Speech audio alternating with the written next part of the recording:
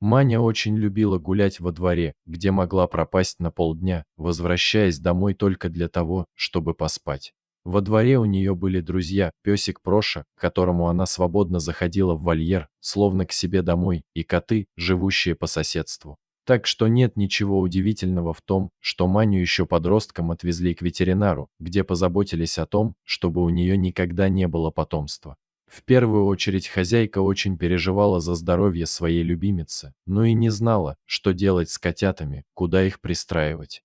Лучше ты раз потерпишь, зато после не будешь мучиться, рожая. И не нужно тебе будет сидеть возле котят сутки напролет, нормально не спавшие и не евши, так говорила хозяйка Мании, когда они ехали к ветеринару. Восстановление прошло быстро, и кошка вернулась к привычной жизни.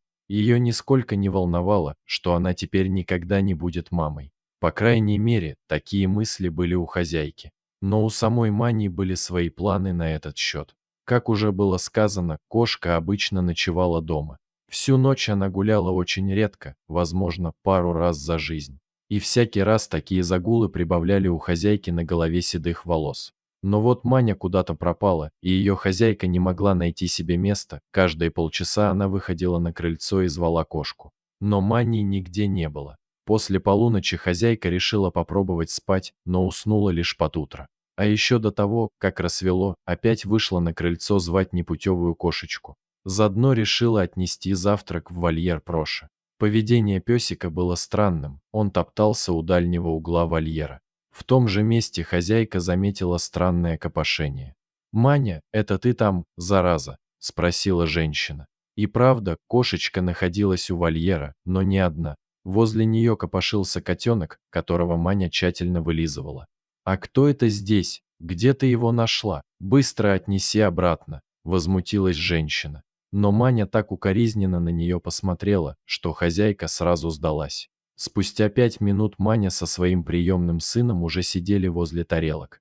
Сначала кошка убедилась в том, что малыш ест, а после начала завтракать сама. Она уже решила, что станет для котенка самой лучшей мамой. «Ладно, этого мы оставим. Но воспитанием занимаешься ты», – строго говорила хозяйка.